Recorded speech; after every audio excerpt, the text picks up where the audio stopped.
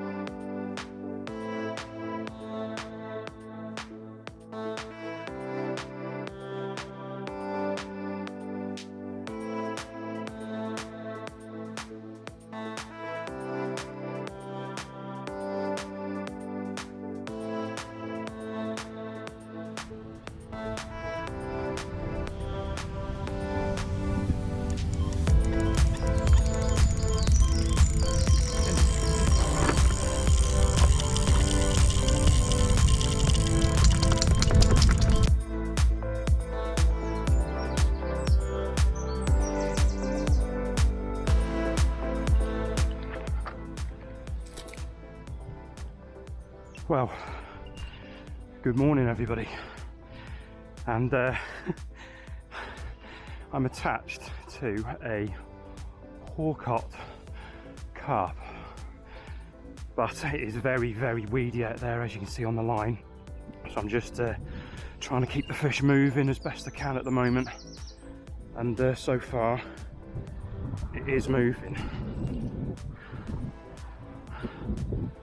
but there is a lot of weed between me and the fish, so fingers crossed we can get this one in.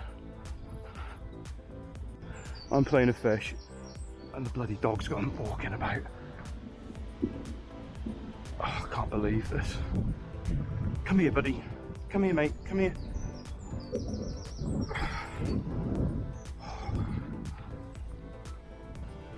going to pick up that other line, I think. There's a good chance of me picking up the other line, which I think it might be doing. But we're moving him. Oh.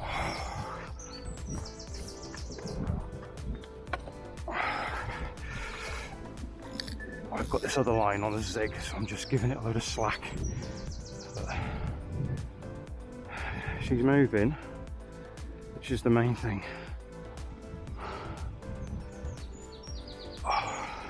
There is a very big bank of weed in front of the rods at about 20 yards,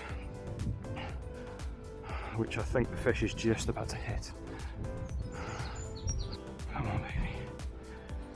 Oh, please, please, please come in there.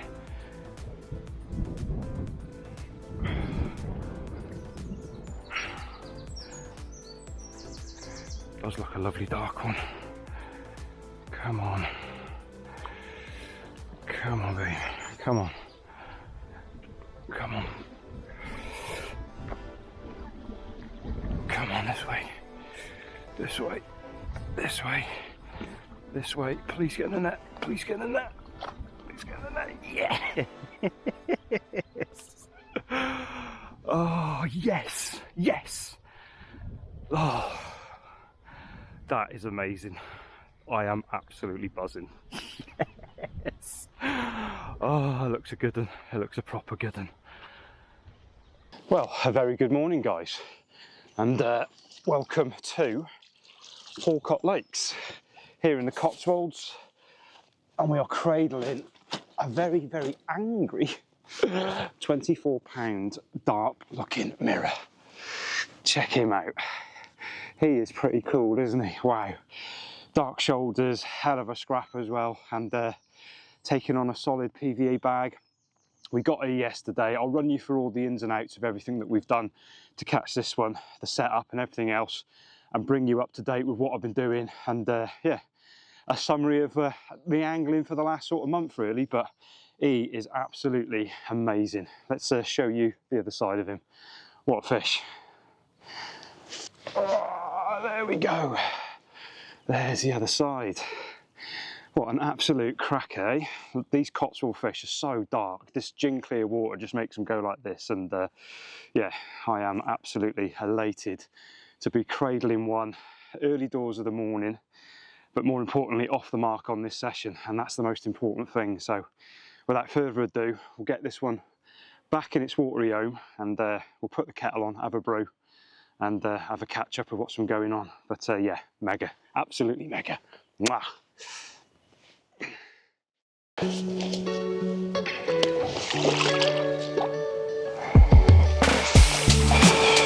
Sweet.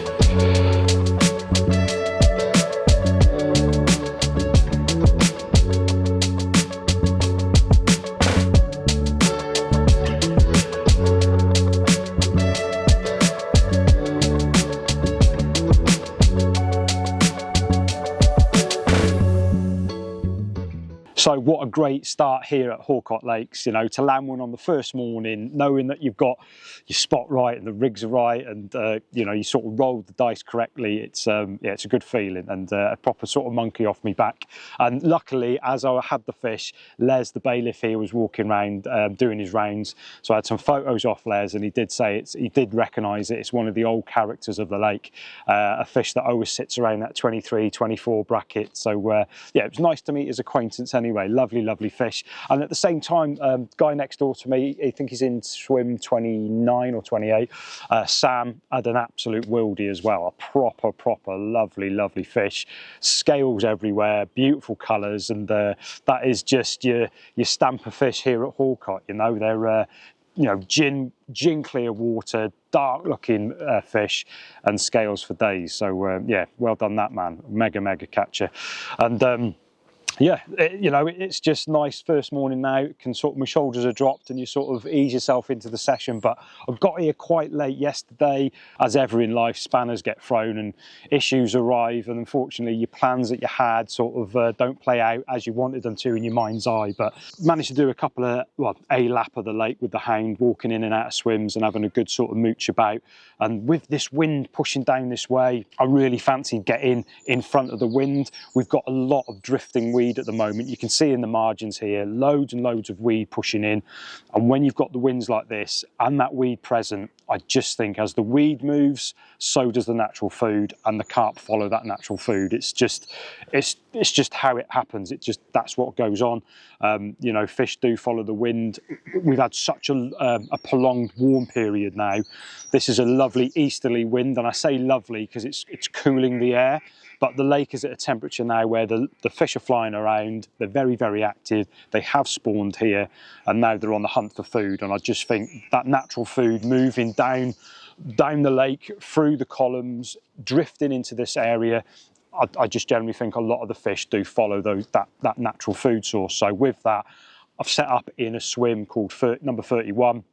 It took me forever to find spots yesterday, like proper pulling my hair out at times, casting and casting and casting.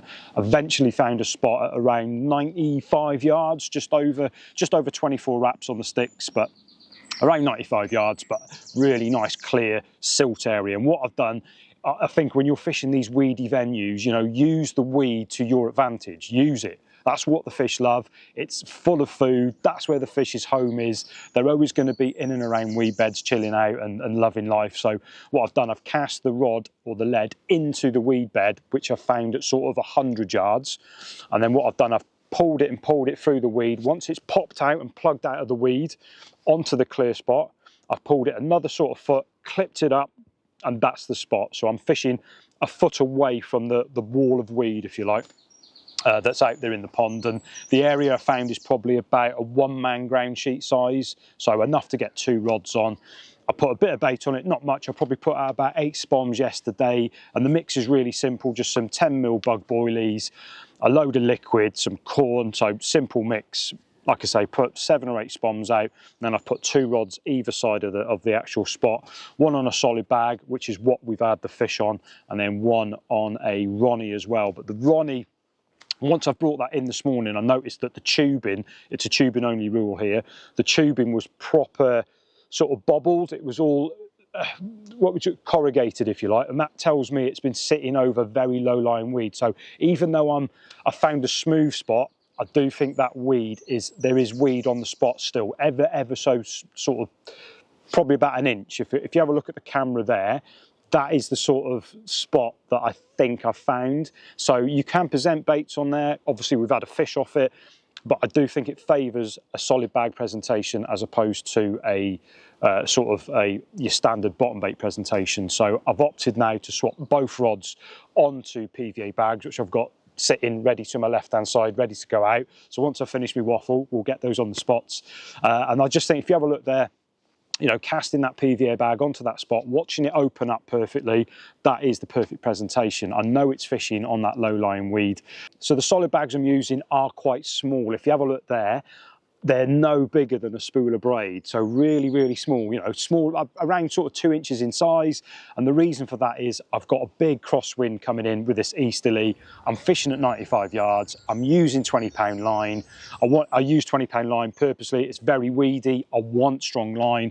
I want to be able to land what I hook, and having all that it's pretty hard to hit that distance with a large PVA bag. So I've made it more aerodynamic. With this as well, I always put in the lead first, because you always want the weight leading the way. If I was fishing quite short, you know, 50, 60 yards, I'd quite happily put the lead or the hook bait in first and the lead at the top or the lead in the middle.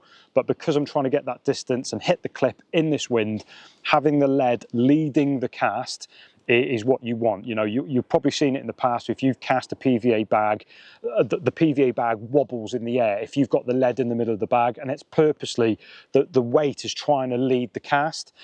By having the lead first, when you're fishing distance with PVA bags, it just makes it so much easier. It flies more true, it hits that clip more sweeter. It's just more aerodynamic, and that's what I wanted. And then all I've done, I've kept the hook bait to the side, filled it up with the mini crayfish mix and a few extra pellets in there just to help with the breakdown times. And then I've just put the hook bait on the top, filled it up with pellet, and then compacted it down so it gets to that sort of size. The setup of the PVA bag, guys, is in terms of the lead arrangement and stuff, it's an inline drop-off system, a 3-ounce inline pair there as well. The hook link is the 20-pound reflex coupled with a super wide gape in a size 5 and a little pink dumbbell wafter in the bug. And yeah, simple fishing stuff that I've had lots of fish on in the past on this method.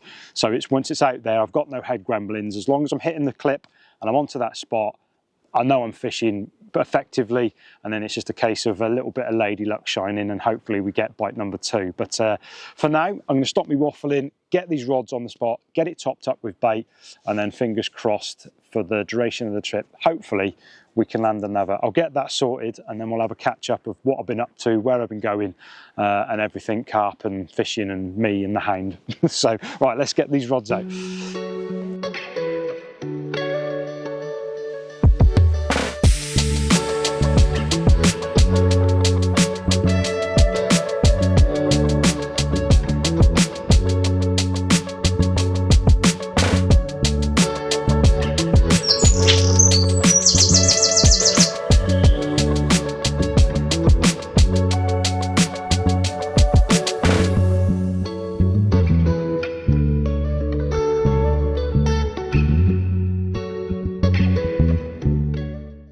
So the rods are all back on their spots for the last night, and everything went out sweet as a nut. Really, really happy with them.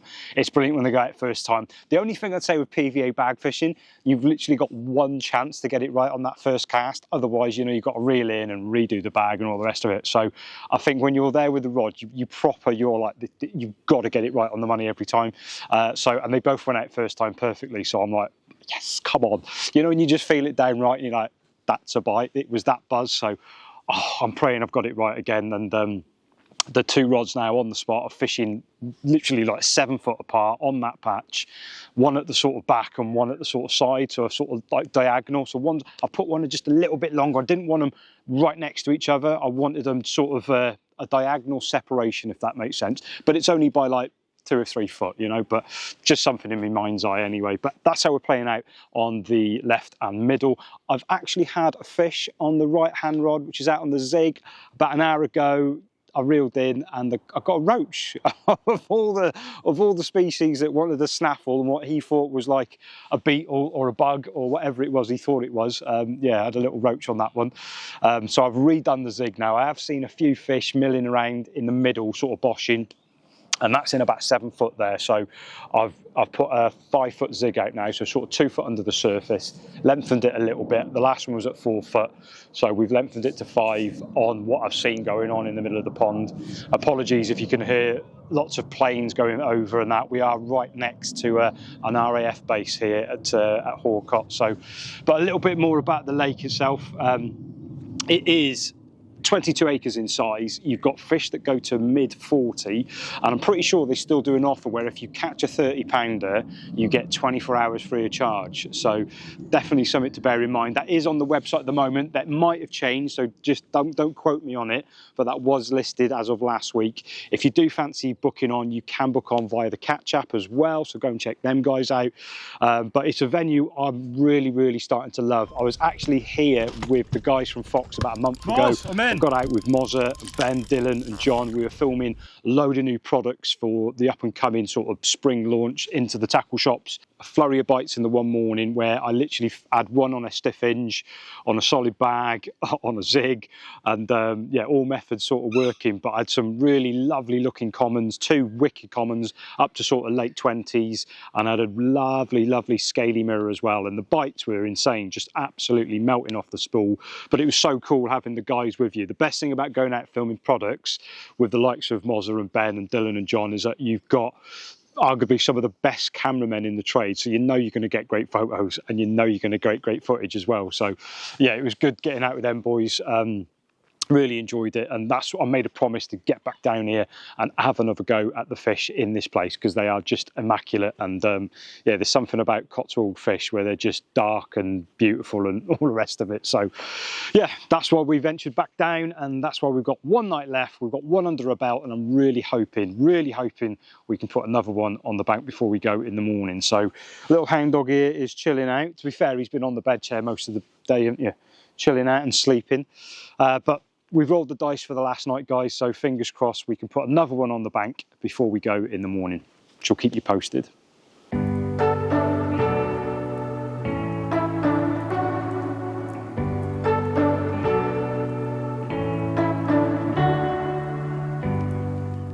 Well, good morning, and a chilly one at that. My God, it is proper cold this morning. It's like that easterly still pushing in, but it's proper thick cloud, and there's a proper bite in the air this morning. I bought no jacket or anything because it was given sort of really warm every day and whatever, so I'm sat here now. Thank God easy, it's like a little hot water bottle. But yeah, quiet on the rod front, guys, really quiet. I've been up since sort of 6, it's just gone 7 now. I've seen nothing for the sort of past hour or so. Just loads of weed keeps drifting in, but the bobbins, you've probably noticed, have dropped back quite a bit. And it's nothing to do with having drop backs or leads moving out there. It's to do with the weed that's sitting between the tips of the rods and the spot. If you can imagine all this weed coming in, the weed that's between me and the spot is breaking up, and with this wind and the you know, the currents and whatever. And as the weed is breaking, the line's dropping. So as you're getting a drop on the line, you get a drop on the bobbin. Hence why now that the bobbins are sort of on the deck a little bit. So I'll go and sort them in a bit.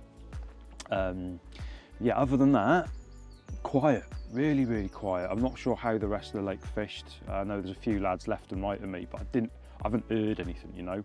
And judging by yesterday, they had their buzzers quite loud, so I would have heard a run, but I've heard nothing. So I think it might be quiet around the lake. But bite time yesterday was 20 to 8. It's now just 7 o'clock, and I'm talking to you, and I've just seen a fish roll over the spot. I'm not even joking. A fish, just a real subtle, just a little flip then on the spot. It's around the spot. That's it. It's very close, very close. That's encouraging. Bite time yesterday was 20 to 8. It's 7 o'clock now. Ears open. Let's see what happens. Got 2 hours left. I've got to be on me. I've got to be packing up really at 9 and on the road for 10. So we'll see how the morning plays out. Fingers crossed, eh?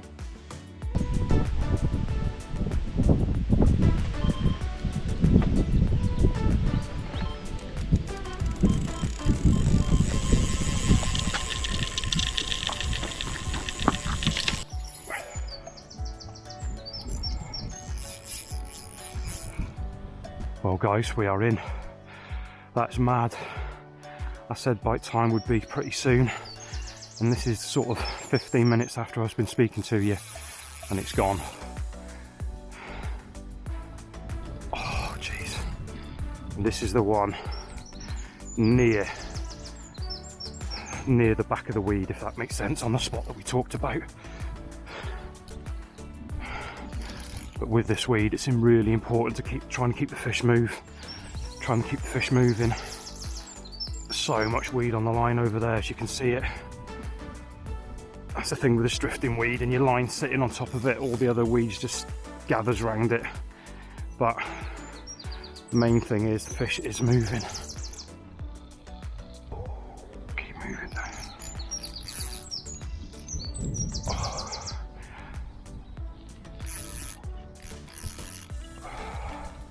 So much weed on the line, it's ridiculous. You see it all suspended in the air over there, it's mad.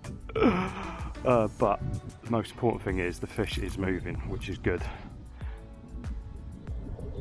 Just need a little bit of lady luck now to get it in. Oh, come on. Come on, come on, come on, come on. Oh, it's horrible. You can feel it all grating. It's not massive, but do you know what? It'll bloody do. Nice scaly one though.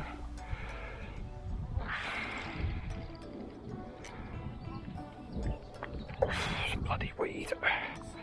Come on, girl. Come on, girl. Come on, girl. Get in that net. Yes. Oh, yes, guys. Yes, yes, yes. Oh, you decided to come and join me now, have you? Fish is in the net now. It's a bit late. It's in the net, mate. Lazy. How lazy are you? Oh, mega. Oh, guys, what a way to finish. Going home in literally 2 hours and we've got another one. I say it's not massive, but it's more than welcome. Mega. Absolutely mega. Get in there.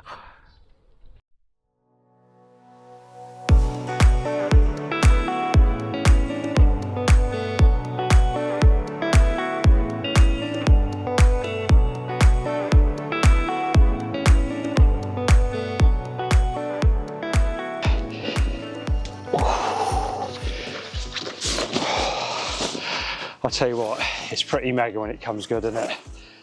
Pretty much same time as yesterday, this one.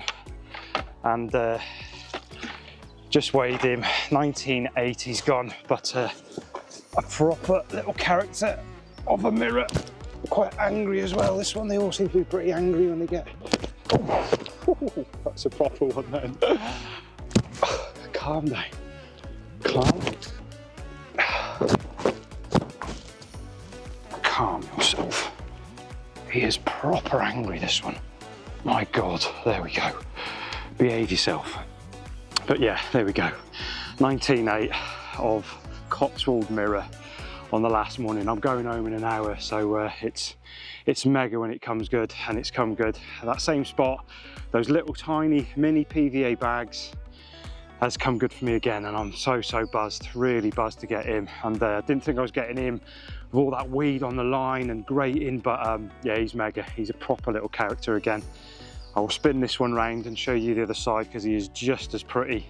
There we go, there's the other side, which completes our session here at Horcott. What a cracking session we've had, 2 fish, and yeah, I was buzzed with 1 fish, but to have 2 on the session is mega, absolutely mega. Really love this place. So that's it, guys, from me and the little hound. We're going to pack up, get on the road. Just want to say a massive thank you for watching. Hope you enjoyed it, and please hit a like and subscribe to the channel, and we'll see you on the next one. Let's get this one back and get on the road. Thanks again. Mwah. Yes.